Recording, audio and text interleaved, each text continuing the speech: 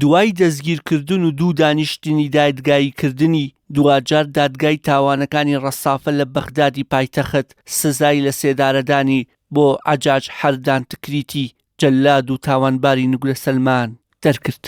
بڕیاری سزای لە سێدارەدانی عەجاج دوای وەرگرتنی دانپێدانانی تاوانبار و شایەتی دانی بەشێک لە شایەتەکان بە ئامادەبوونی ژمارەیەک لە نوێنەرانی کورد و کەسوکاری ئەنفالکراوان و پەرلەمانتارانی کورد لە بەغداد بەڕێوە چوو.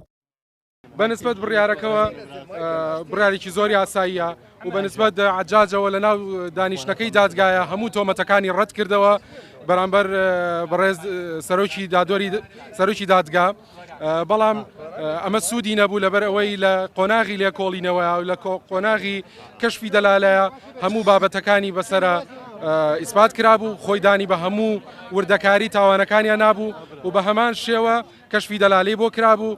سەرۆکی دادگا زۆر بە شێوەیەکی یاساینە تەعاملی لەگەڵ تۆمەتبار کرد، هەموو زەمانەتێکی متهم پارێزرا بوو، بەڵام ئەوەی هەبوو لە قۆناغی لێکۆڵینەوە عەجاج تەمامی وتەکانی خۆی ئەطرافی کردبوو، بەڵام لەم قۆناغا دەویست ئەطراف نەکا، بەڵام دادگا سەرۆکی دادگا زۆر زیرەکان توانی لە پارێزنامەی پارێزەرەکەی لە بەرگەدە شتێک دەربکە کە پارێزەرەکەی مەرسومی جمهوری هێناوە کاتی خۆی کە عەجاج مدیری سزن بووە پاشان فەسڵ بووە، بۆیە هەموو تۆمەتەکان بۆ دادگا پشتڕاست بووە.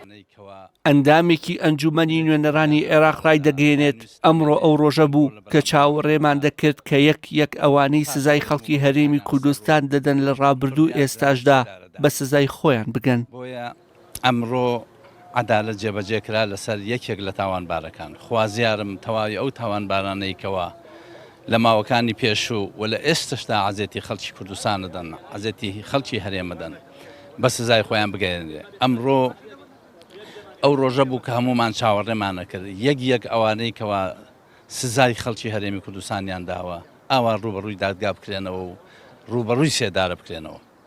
عەجاج ئەو پیاوە مجریمەی کە کاتی خۆی حسابی بۆ هیچ نەکرد، نەبۆ خواوەند، نەبۆ ویژدان، نەبۆ زەمیر، نەبۆ ئینسانیەت، نەبۆ هیچ شتێک.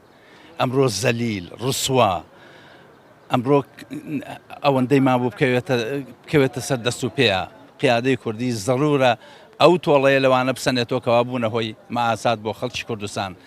ئەو عەفوەشکلەیە کە کاتی خۆی دەرکراوە بەڕاستی ئەبێ ئیعادە نەزەری تیا بکرێتەوە. تاقانەیەکی ئەنفال کە ئامادەی دادگاییکردنەکە بوو داوا دەکات چیتر جاش و مستەشارەکان داڵدە نەدرێن و ئەوانەی دەستیان لە ئەنفالکردنی خەڵکدا هەبووە لە جێی داڵدەدانیان دادگایی بکرێن و سزای خۆیان وەربگرن. من تاقانەی گەڕاوەی نوگرە سەلمانم دە کەسم لە دەست داوە تەنها خۆم دەرچوومە داوەتان لێ دەکەم چۆن حەجاج لێرە دادگایی کرا و حکومی ئێدام بەسەری سپێنرا داواکەم لە حکوومەت هەرێمی کوردستان لە حکوومەتی عێراقی دادگای ئەم دادگا بەڕێزە جاش و مستەشار و ئامسریەکانیش بێنە ئەمرە دادگایی بکرێن وەکو حەجاج دەیان حەجاجمانەیە لە کوردستانە داڵدە دراون. بەپێی یاسا دوای دەرچوونی بڕیاری سزای لە سێدارەدانی هەر تاوانبارێک بە شێوەیەکی خۆکارانە ڕەوانەی دادگایەکی هەڵچوونەوە دەکرێت دوای پەسەندکردنیشی لەلایەن دادگاوە ئاڕاستی وەزارەتی داد دەکرێتەوە بە مەبەستی جێبەجێکردنی.